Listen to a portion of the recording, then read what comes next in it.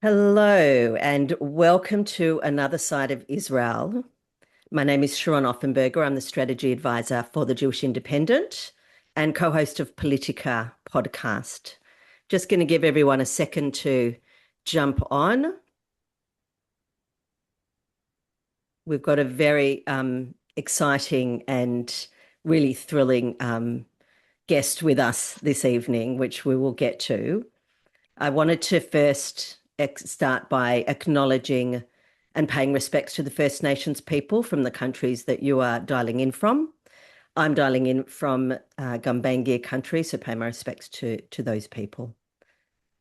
In this election year for Israel, we thought it was critical for the diaspora to really be engaged and informed. And so you'll find a lot of coverage about the Israeli election and about Israel's future on TJI website, on our socials, events and content. It's a topic. I know there's lots of other things that are taking the attention of the Australian Jewish community right now, but it's a topic that I think is still speaking very much to people's hearts, especially now that an election has been called for the 27th of October. We're going to put the link to Jewish Independent in the chat. And then also to the Politica podcast, which Yuval and I co-host.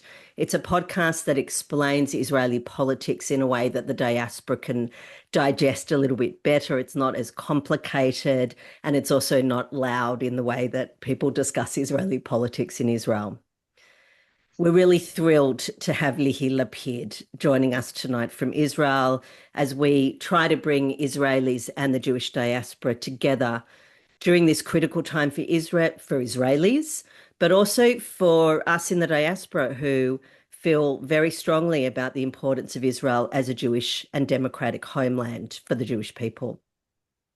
The response to this event has been really quite big. So we've decided that the best way to manage questions, which we will have time for at the end, is to put those questions in the Q&A feature. So if you go down to the bottom of your screen, you'll either see Q&A, or if you click on the More button, you'll see there's a Q&A feature. If you could put your questions in there, and then there's another feature there where you actually upvote. So you can actually kind of put a thumbs up, and you will upvote the other questions that are there, and then we will have time for really only probably a handful. We'll try to get to questions about 7:45 our time. And the focus tonight really is on Israeli society, not on politics. So I'll ask if you could keep your questions to those topics. I'm going to start by introducing my podcast co-host, Yuval Regev, who's an Israeli communications and social media strategist, and he has experience across politics, government, technology, and civil society. He's worked with Israeli government ministries, Intel Israel, Tel Aviv municipality, and leading NGOs. He has familial ties both to Israeli politics and also to the Melbourne Jewish community. And he led the social media campaign for the former Israeli Finance Minister Moshe Kahlon. So thank you for joining both Lihi, and I'm going to hand over to Yuval to actually introduce our special guest. Yeah, so thank you so much, Sharon, and thank you, Lihi, for joining us today. And really, I mean, this discussion about Israeli society couldn't come at a more crucial and critical time, right? I think we're all wondering where Israel is heading, both here in Israel and, of course, across, several oceans. And so I think Lihi offers a perspective that's often easy to overlook, especially from afar, but also here in Israel. Lihi Lapid is an Israeli best-selling author and a very prominent voice on contemporary women's issues. She recently reached a major international milestone when her book, I Want It to Be Wonderful, published by ZB Books, became a USA Today bestseller. Her latest novel, On Her Own, was published by HarperCollins, which, further extended her international reach. For more than 15 years, Lihi wrote a very popular weekly column on Israel's leading newspaper, exploring, the delicate balance between motherhood, career, identity. I have to say, on a personal note, I don't think my mom ever missed a column of yours, Lihi. I mean, it was really, and not just my mom, a lot of people followed your column religiously, I would even say. So, Lihi, thank you so much for being us today and taking time, to have this conversation, this very important conversation with us. I think So we can thank you, dive. and thanks. for everybody that came. Hi, everybody. It really is very exciting. And I think we're going to start with our first topic, which is really discussing where Israeli society is right now. And I wanted to start off by, discussing this through your perspective as a writer, as an author. You know, anyone who follows your writing, knows that your characters live through real life Israeli struggles.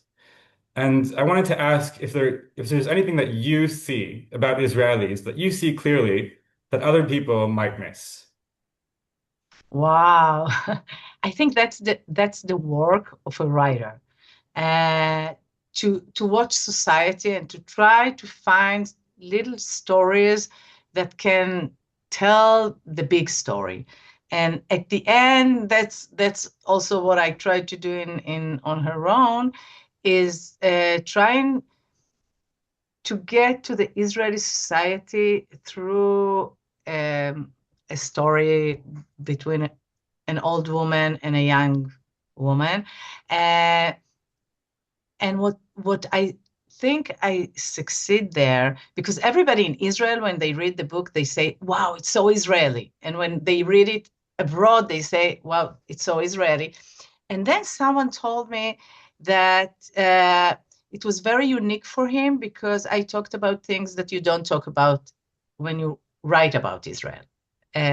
So I will say that it's a girl that runs away from home and having people harass her. So we have bad Jewish Israeli guys and men, and it's a lot. She comes from the periphery of Israel, so from a desert town to Tel Aviv. So I think in a way I try to tell the story. Uh, Usually when you read about Israel, and especially Israeli authors, it's about Jerusalem and old city. And no, here it's pubs and Tel Aviv and sex. And someone told me it you can't say that in Israel things like that happen, that there's almost a rape. And but it shows, I think, the Israel that we are living here now. And it also deals with the immigration from Russia that really changed Israel a lot, because the girl she's the daughter of a single mom coming from Russia, living far away in the desert, and she wants to succeed in Tel Aviv and to be. So I tried to give a picture that you see less outside of Israel. And I'll say another thing. This book was published uh, in America at May of 24, which was the middle of the war and of the and I'll tell a little thing. The story begins when an old woman is going down the stairs at 5 o'clock in the morning in Tel Aviv. She sees a young woman with mini skirt. Her name is Nina. She's there, hurt. Her skirt is torn. She's hiding.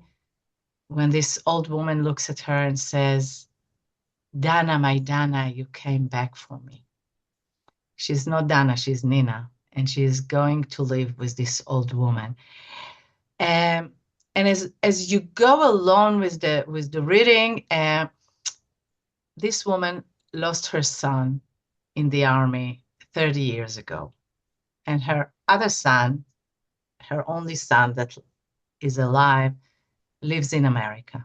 So the story goes in between these Israelis that are relocation, that are far away, and what happens to their parents. But more important than that, she lost her son in the war, and she misses him like anyone can miss her son. But what goes from this book is that for us Israelis, a soldier is not Rambo, is not a guy that wanted to be militant and wanted to kill. No, it's just an 18-year-old boy in Israel that needs to go and defend his country.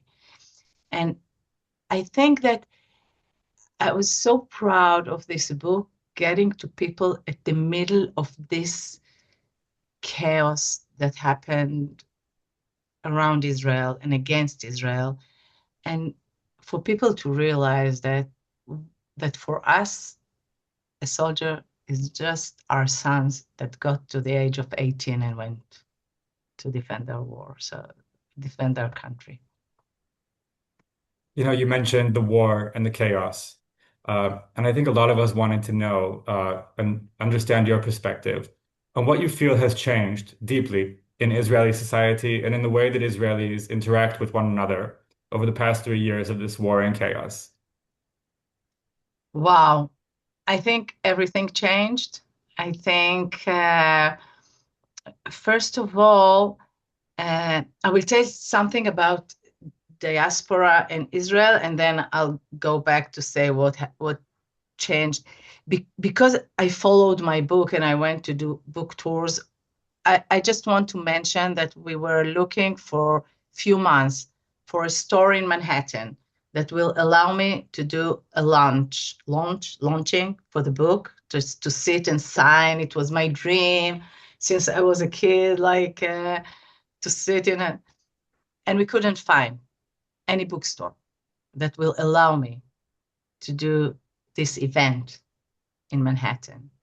And as time goes by, we realize that it's because I'm an Israeli. It's because I'm also an Israeli that married to a politician. So no one wanted demonstrations next to their store. So, but I went to a few tours in America, and I want to say something that changed tremendously. We Israelis, and maybe it's part of why I'm here now in this webinar and why is it so important for me. We Israelis, for many years, we didn't need anybody. We were okay. It's okay if Jews in the diaspora wants to donate money. Thank you. We were a little bit arrogant. We said we don't need anybody. We're okay. And I think Jews in the diaspora said to themselves, there is Israel. It's there. If we'll need one day, it will be there. And I think both sides realized after 7th of October that they are wrong. I think Israelis realized that they need Jews all over the world to support. You know, we hugged every post that someone posted. When Jerry Seinfeld came to Israel or screamed at his show for some anti-Semite that said something, we were cheering. We needed the voice of Jews around the world so much. And on the other side, I think Jews around the world realize that Israel needs them in support, and it doesn't necessarily will always be strong and there. So I think that's the biggest change that I saw when I was in between Israel and there and discussing it. I think in Israel the change is so deep that it will take us another generation to understand what happened. And for me, the whole thing is on one I think corner that I decided to be on, which was the kidnapped people. It's not kidnapped. What was the And the name? hostages. The hostages. Hostages. That was my main, and like 3 days after it happened, we started doing a campaign. It could be my daughter, it could be my mother, it could be like really, and I went to the Rafia border, really one of the first people arrived there to demonstrate. in the middle of the war. There was huge organizations of women. We did a campaign against the UN that didn't help us about the danger for women to be in captivity, which is, everything is terrible, but for women it was so I think I was on the streets for 2 years until they came back home at the end. And I do think that it's a big nitzachon, victory of the demonstrators in Israel in this thing. I think I think we reached Donald Trump's heart, and he helped bringing all the hostages home. So, I mean, not all, a lot died there, and bringing back a corpse is very touching, but that wasn't the purpose. The purpose was to bring them alive.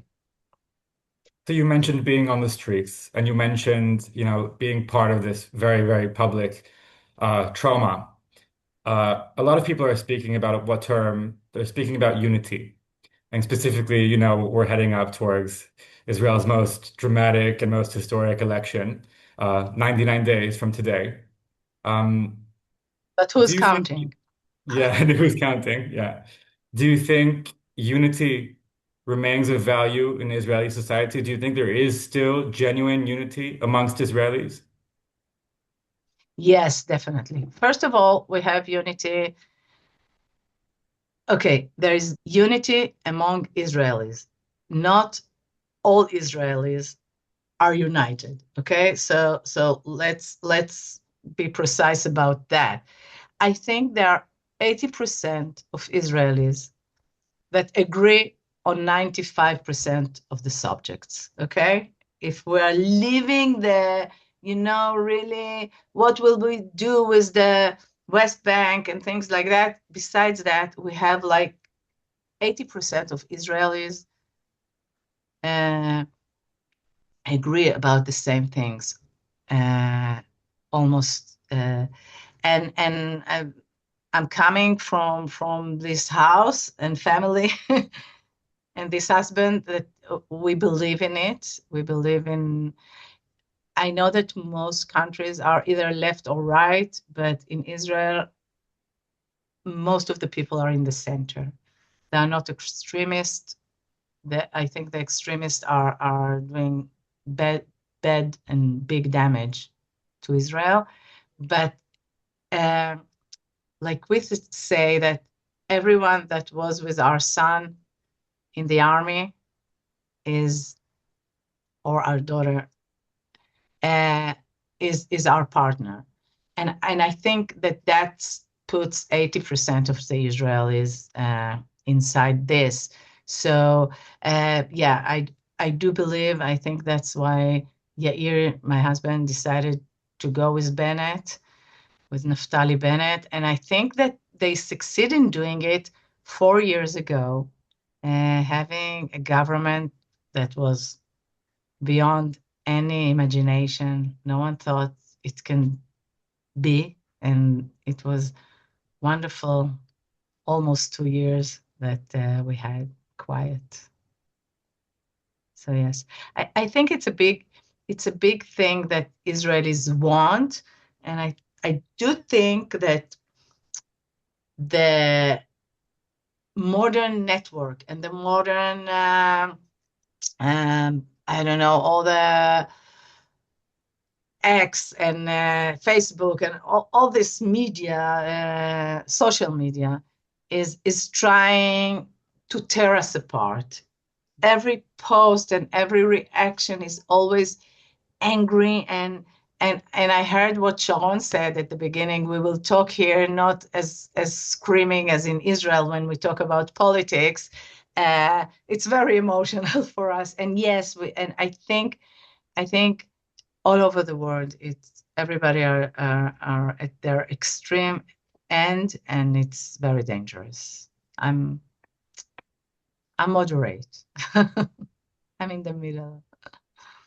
Lihi, I wanted to just go back to this, as you mentioned in the beginning, and I think that was one of the things that I noticed that I'd seen you talk about, which is this renewed or different relationship between the diaspora and Israelis, which is something that, I think is felt from the diaspora's point of view as well. But you also then talked about your children in the army and that special relationship that you have. And you may know that there's a saying in the diaspora that since we don't live there and our children don't serve in the army and are not sort of defending the homeland, that we don't really get a say in what happens internally in Israel. Do you think that's still a valid position? I mean, do you think that there can be a different relationship between Israelis and the diaspora when it comes to actually what happens inside Israel and not just sort of defending it from the outside? I had an argument this morning with a friend. I don't know if you talked about it on air or before air, but there is this thing of people coming back to Israel to vote, okay? And it's a question because of course I want everybody to come and vote for so I think that you are right. Whoever sends his kid to the army has privileges that other ones are less privileged with. So if I explain myself, so I think that that it's very difficult.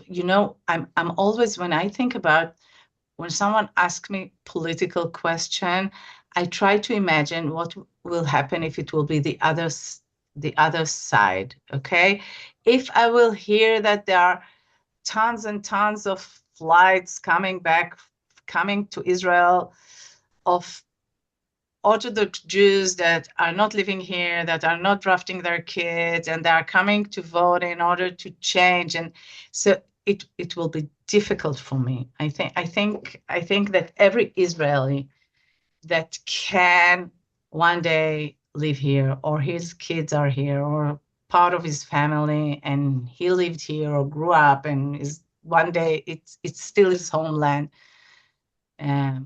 It's blessed to come and vote. But I think that whoever doesn't have any connection, it will be a little bit weird. But I think only Israelis can vote, right? Not people. Yeah. Yes, only Israelis can vote. And as some people in the audience may know, you have to be in the country, which is why this is a very live issue with this idea of Israelis, is citizens returning to vote, because it I'm is just something saying that come and vote. Everyone that is Israeli in his soul and wants to make a difference, come and vote. And yes.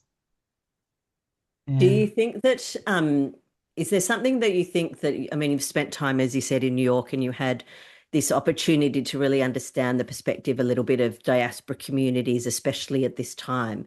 Is there something that you think that they don't, or we don't really understand about Israel or Israelis that it would be worth us understanding? And that's why we wanted to talk about Israeli society and not just politics. Is there something that diaspora could understand better about Israelis? Yeah. There was one thing that I came back with, and maybe because I'm a writer, so I think in stories. Okay, when I think about things, I think in stories. And there is one story that the whole world is living by. Okay, David and Goliath. It's a story that usually we put everything in that story. What I mean, we know always that the small one is the smart and nice and good person. And the big one is the bad and evil. And okay, Goliath is the bad and evil and stupid, and David is sweet and smart. And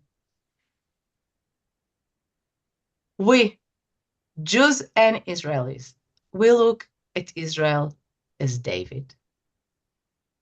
People that are not Jews or Israelis see Israel as Goliath.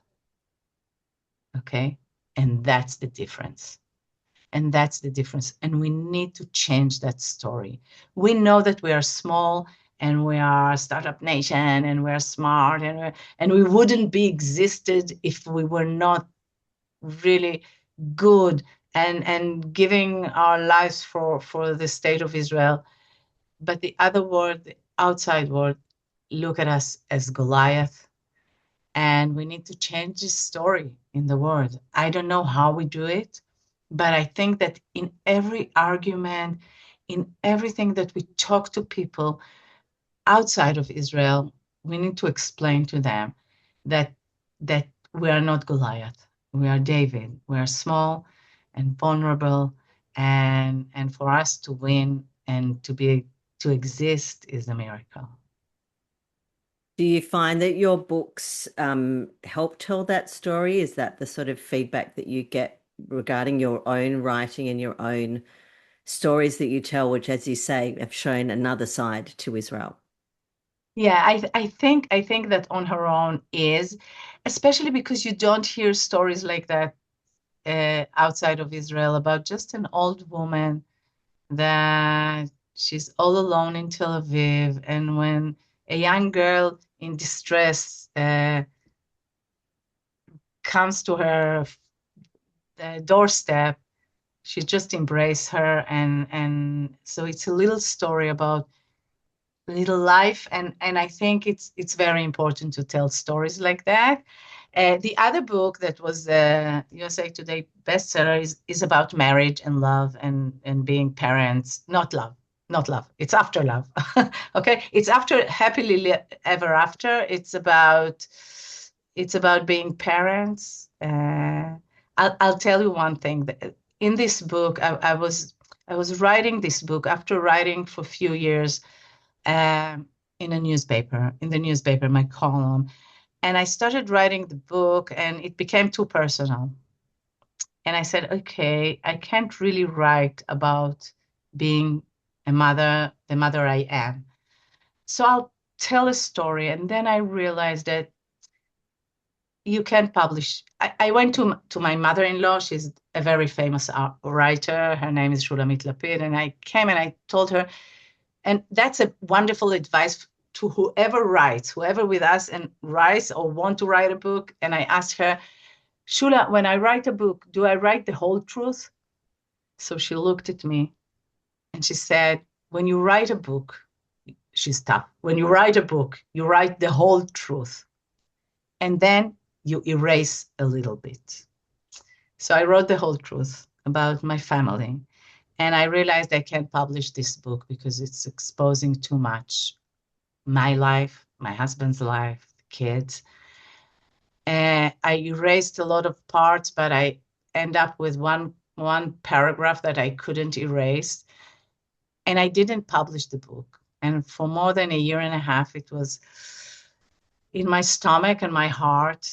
And after a year and a half, I sat with Yair and I said, I have to publish it. And he said, you know what it means?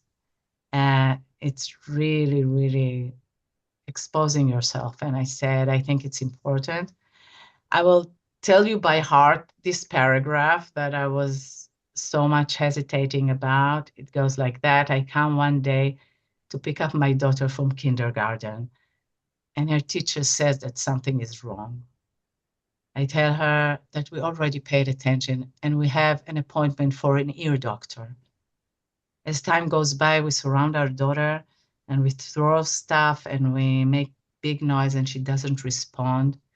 And we start asking people around us that knows things and started realizing that maybe it's not just the ears.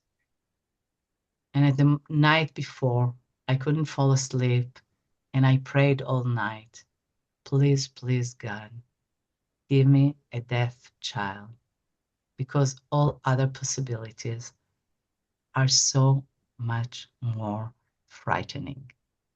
And I want to tell about our daughter Yael. She's now 29 years old. She's autistic. She has severe autism. She doesn't speak. And she took Yair and me and all our family to a very emotional journey. I think part of the fact that Yair is in politics and I continue to write and to deal with issues about women, about motherhood, about kids with disabilities. I'm a president of an organization, is because of Yaeli and the fact that she's a big teacher for us. And it's also something that it was so important for me to have people read something from Israel, which is not about territories. It's not about war. It's just about the struggle of a mother that wants her daughter to say Ima for the first time in her life. That's extremely beautiful. And I didn't realize that that book was quite that autobiographical sort of, which Yeah. is really interesting. I'm just going to just quickly ask the audience that you might want to start putting some questions into the question and answer feature so that we can keep this kind of going. We will continue to ask questions of Lihi, but if you would like to start putting those questions into the Q&A feature, please do so. Yuval? Yes, please. Lihi, many people are concerned, both in Israel and around the world, on where Israeli society is going. Again, not just the politics of it, right? The politics will obviously interact with that or reflect that, but really where Israeli society is going, people are concerned, for various reasons. And I wanted to ask you, on the first part, do you share those concerns? And if so, what are they? What are you most afraid of? What's the worst case scenario for you? But also on the other hand, kind of putting aside those concerns or, looking optimistically into the future, what do you think Israeli society could become? Wow. Okay. Uh, I was. It was Saturday night. For us, it's the end of the weekend. So, and two friends of mine said, "Come and have a drink with us." And I was going in Tel Aviv, and it was amazing. You know, all the streets are with tables and white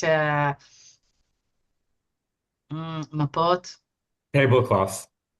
tablecloth, and people outside sitting, drinking, eating with such an amazing vibe. And it's like the eager to live and to party and to it's the energy is so big that I don't think there is anything like that. It's really like people uh, are totally into I need to live because I don't know I don't know what will happen next. And we were for so many years, we had Corona, but then we had so many wars that put us at home and people want to live. I think this energy and this vitality of Israel is a source of hope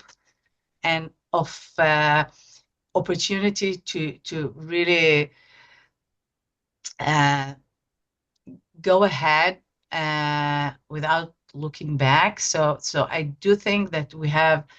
I really believe in Israel. I really believe in this vibe, and I really believe in this startup nation that can heal herself.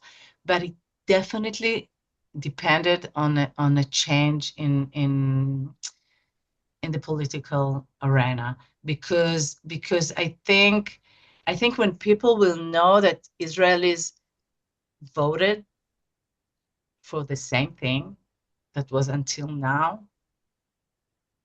they will be so disappointed. And if they'll see that Israelis want change and voted for change and want a different, everybody will open their arms and will try to help Israel and will try to hug them. I think we see it happens in Hungary now that there's a change and the people brought change and everybody are so happy about it. So I do think that if there won't be a change in the political arena, I think I don't want to think what will happen. Really, I'm super, super worried about that.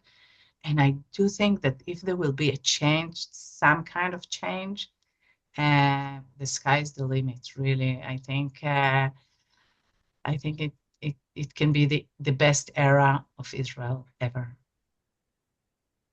You know, so much of your writing, and of course your personal experience as a mother of a daughter on the autistic spectrum, and also again in your very well-read column, discusses the parts of society that are more vulnerable. And I really wanted to maybe share with our audience how the more vulnerable sides of Israeli society have been impacted by these past 3 years, by these very, very difficult challenges, and what they need to heal. I think that everyone, in order to heal, needs to have a hand that is being reached to and trying to help them. And we are after 3 years of surviving. When you are surviving, you know, when you take your 3 kids and run to the shelter, you don't care if they have a scratch or if they are hungry or tired, okay? You don't care, you save them. And that's what I feel about Israel. We were running to the shelter and we were there for a long time. And now we need to look at everybody surrounding us, see the scratches, see the wounds, and start to heal them. You can't do it. You can't pay attention to the people that are vulnerable and and weak in the society when you are struggling to survive. I want to tell a story. I said that I'm the president of an organization that we are initiating homes for people with disabilities, adults with disabilities. And I was approached with 3 women 4 years ago from the kibbutz of Kfar Aza village that is on the border of Gaza. And we started building their home. First of all, I needed to speak to the people in the kibbutz because the kibbutz is a vote, right? You need to vote because everybody is, and they voted to build this house. And a kibbutz is a wonderful place for people with disabilities, amazing place. So we started building, and then there was the 7th of October. And after a few months, they invited us to see the building that is standing. And we came to this kibbutz, and there was those 3 women, one of them from the municipality, the other one was Ayelet Epstein that told us how her son Neta threw himself on a grenade in order to save his girlfriend. He saved her and died. And the other one was Karen, that she's a mother of Amit, an autistic 23 years old then. And she told us how she sat for 30 hours like this, embraced her daughter, 23 years old daughter, on her laps, holding her for 30 hours when her autistic daughter just wanted for someone to open the light and give her her iPad. They survived. She told me that for 10 days she was going like that because all her muscles were so. I want to tell you that after 7th of October, so many people with disabilities were evacuated from their homes and a lot of places opened their heart and doors for them in the middle of Israel. But now it's time really for all of us to try and find the way to heal and to relax everybody. And we need, there are in the Bible the 7 bad years and the 7 good years. Let's start the 7 good years, please, please. Lihi, we have a question that asks, on her own, Itamar is a character who left Israel, grappling with the appeal of the diaspora and the sense of family, home and community in Israel. I think this is something that comes up for a lot of people who have Israelis who have left, or people like me who lived there for a long time and left. Have Israeli attitudes towards relocation changed in recent years? How do you see this phenomena of Israelis actually leaving Israel? First of all, it's always, I wrote this book because my brother lived in LA for 30 years. So this book started from that, from me thinking what will happen if my son will decide to relocate and go and live far away. And I saw my parents having grandchildren that they can't talk with because they speak English, and my parents are simple people with not so good English. And our family struggled to be together and to love and to continue being a family. And it was a struggle. Now you have Zoom and you have things. We didn't have it then. And LA was with connections. It was really difficult to get there. And I think for many years, we're sorry for every Israeli that lives and decides to live far away from us. I do think that there are, especially after 7th of October, I think something like 200,000 Israelis left Israel, which is an enormous number. And really, I think there is no Israeli family almost that doesn't have someone that is not living in Israel. And I want Israel to be the best, that they will be eager to come back. So that's my dream, that it will be so wonderful that everybody will want to. I know that not everybody can come, but at least everyone that left us care about us. There's a difference. I think we used to call them Yordim, and now we call them relocation, which is a part of accepting it. I do think that I want Israel to be so wonderful that people will come back, and even Olim Chadashim to come to Israel. And I think also that I also think that a country that wants you to send your son to the army and your daughter needs to be more than wonderful. In order for you, I remember the 3 years that I didn't sleep when my son was in the army in combat. And it was like, I thought what would happen, who would take care of me if something will happen to him. And I thought, wow, a country that asks me to do something like that needs to be super wonderful. That's it. Do you think Israel needs to rebuild that social contract between the parents and the children that are going to the army, given that there's quite a lot of controversy around that particularly, and also because it became a very live issue. I mean, once upon, years ago, going to the army was sort of, something you had to go and do, and it was sort of relative amounts of danger, and now you're actually asking an entire generation to really go out to war. Yeah. I think that's why this past month surrounding the drafting laws is really shaking the Israeli society, because everybody says, okay, so why didn't you pass it a few years ago?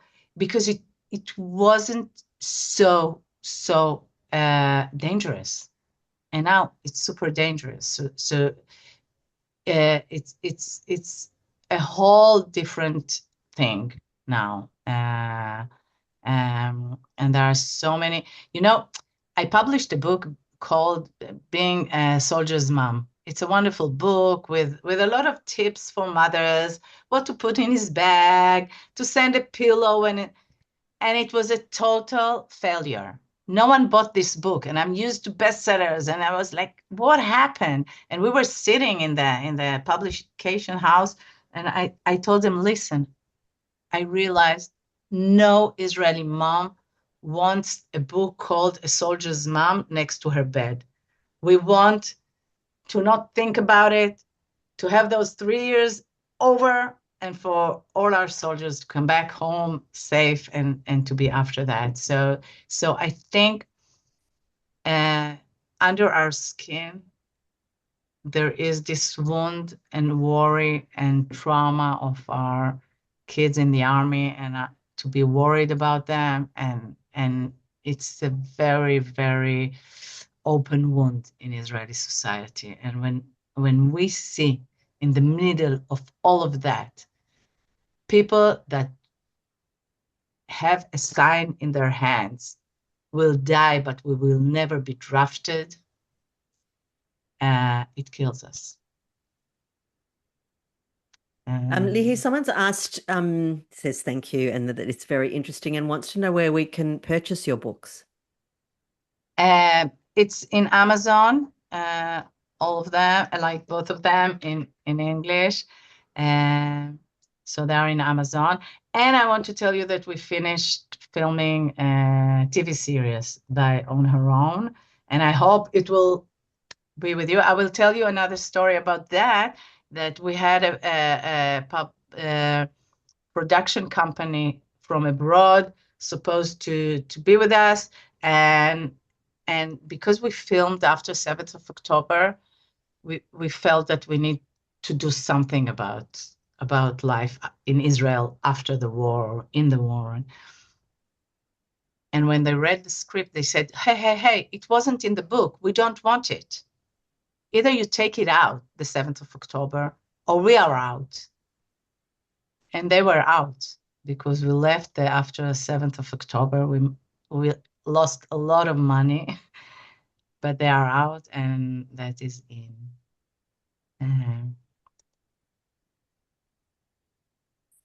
Someone has asked, what motivates you to wake up every day and work and think about everything in a different way? Where do you find your inspiration?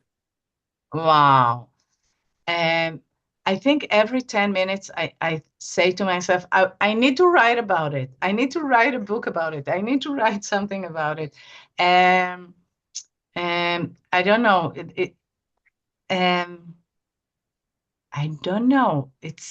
I think creativity is something that we as artists, we don't touch, because when you start analyzing it, you are afraid of. But someone said once that people that know how to tell a story are having so much more stories in their lives, because we see every meeting, there's a story here, and so I think from that, but basically our life is full of things like that. But I don't know where ideas come from. I do know that that every project like that, every book is like 3 years or 4 years of working and writing and dealing with it. So you need to jump only if it really touches your heart. And every book that I wrote in my life, some that were published in English, was something that was burning inside of me. The first one was about women after giving birth. Then I Wanted to Be Wonderful, that was about being a couple that realized that they are parents for a girl with special needs, and how it hurts their marriage and everything. And On Her Own, that I said that I started writing it because of my brother. And are we at the end or not? Because at the end, I want to say something about it. We're not at the end. We've still got some time. So at the end, I will say something. I do have a question, which you talked about the David and Goliath, and someone's asked, how do we change people's hearts and minds so they can see Israel as David and not as Goliath? And I'm interested also from I guess you're sort of, we said we're not talking about political, but, from that perspective, but also as your artistic perspective, because you've mentioned the importance and the way in which storytelling forms such a big part of in the way in which you engage in the world. Do you think there's a role there in storytelling? Definitely, definitely. I think we can show small things, like if this person wants to do things. So it's a little stories about one person that was at the beginning of Israel, or one that is building something, and to show a small thing. I think that's the way the other side won us in the media. They were telling stories of kids, of parents, we were talking about the big scale and airplanes, and no, tell little stories about real people, about put a picture of your grandma in the shelter in Israel and say, I called her and she was crying. Do those things. The young people and the mass media, the social media feels when you try to convince her. We're talking, right? We're always talking about hasbara. We need to explain Israel. No. We need to tell another story. We need to tell stories that touches the heart, little stories. Think of the things that you did alike. It will be almost always something very personal and very small, not about the big scale. So let's just tell little stories about a sentence that the rabbi said that touches your heart. It makes people get close to you. It's very poignant, and I would agree with that. Yuval, do you have any final questions as I do well? actually. Yeah, I've got a question from the perspective of a translator who speaks both Hebrew and English, and maybe other people here could relate to that. And it's about the title of your book, I Want It to Be Wonderful. The literal Yeah. translation in Hebrew is "אני לא יכולה כל הזמן להיות נפלאה." I can't always be wonderful, and that's a big change. I want it to be Yeah. wonderful, the positive. I can't always be wonderful. What's behind that? And it's in Hebrew, it was woman of valor, like the prayer. Mm, We wanted it to be a little bit less Jewish, I think, in a way. mm. Or they wanted. Um, wow. I don't know. I just trusted people that understand English better than me. I had very little arguments with the people that were translating, or names. I'm always terrible. I remember at the beginning it was, instead of torn miniskirt, they wrote torn cocktail dress, and I thought that it's weird, cocktail dress, but they said so. We argued about it a little bit, but basically I think I can't always be wonderful is too long. Even I wanted to be wonderful is too long. So I think that was the simple answer to that. Um, yeah, they even edited a little bit, and it's a publication house, ZB Owens publication house. I got to know her, and she did a book called On Being Jewish Now. Okay, it's, I think, 70 Jewish writers write about what is it for them to be Jewish now at this difficult time. One is talking about humor, one is talking about food, one is talking about, I wrote On Being an Israeli Mom. And when the doctor says, when you are pregnant and the doctor says it's a boy, you immediately imagine him with a rifle and uniform, and you start to worry. And at the end, I wrote that an Israeli mom is very tough, and she doesn't give up. And at the end, an Israeli mom wants peace and quiet for her kids to grow. And an Israeli mom is the one that never give us up. So I think happen. Lihi, my last question for you is, are you optimistic or pessimistic about Israel's future? Super optimistic. I believe it will be great. I believe there will be a change because I feel it. I'm optimistic because, first of all, you can't write if you're not optimistic in a way, because otherwise and definitely you can't be in politics if you're not optimistic on your side.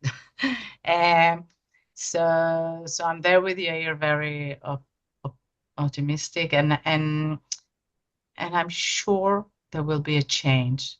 I don't know which kind of it will be, but it will be, and it will be big, and Israel will start a different path, and we need to heal our wounds and to say, really, to hug all the people that we have. A lot of young people with trauma. We have a lot of young people that saw horrible things that they should have never seen, and we need to take care of our kids and our society. So, so I think if we survive the 7th of October, I think it can only be better from now on. Was there something else you mentioned that you wanted to say before we close? I want to say something that I can't talk about on her own without talking about it. I said that I started writing it because my brother lived in LA for 30 years. And so I think also that's why I really succeeded in capturing what it means to be a son of a mother that she's in Israel and he's there. And between the book was published in Israel, and I dedicated it to my sister that lives around the block, and we are very good friends. And between it was published in Israel and it was published in America, my brother got sick and passed away. And I dedicated the book I wrote to my brother. I missed you for so many years, and now I will miss you forever. And it's the first year that I'm older than my bigger brother. So this book is about him, and I'm hugging every moment that we did succeed to be together in those 30 years. And every visit that he came here with his kids, and he gave my mother the biggest present. He asked to be buried in Israel, so he's here with us after so many years. So I think after 7th of October and things that I think about with my brother, I think that so many people, when they are going through something difficult, when you ask them what they want, they say, I just want one more dinner with everybody around the table. So I call everybody to just hug the normal moments that we're all together and happy, and take those moments of happiness and cherish them. They are not always going to be there. Thank you for sharing. I'm going to do a quick close now. I really wanted to thank you really from the bottom of my heart, and then also on behalf of the Jewish Independent, for what is joining us and really sharing yourself, which is such a beautiful thing. I think I speak for Yuval as well. One of the things that really strikes me is that you sort of embody the way in which difficulty and pain turn into depth and positivity, and that is such an Israeli, I think, such an Israeli feature, that even the most terrible things can happen, and yet you'll still come out of it, sensitive and open and beautiful and optimistic. And I think that is something that we in the diaspora should also always remember, because we're also going through some hard times over here. So it's very inspiring to get that message coming from Israel. I hope alongside you that the optimistic future that you see for Israel because of the people who live there does come true. So thank you, really, really on every level. Thank you for joining us, Lihi. To our audience, thank you also for joining us. I want to thank also everyone that joined us, really.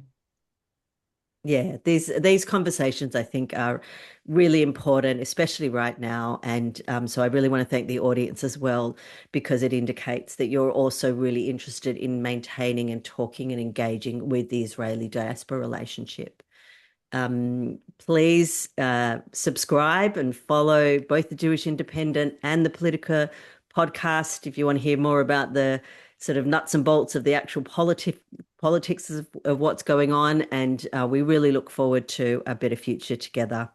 Thank you to everyone, and good night.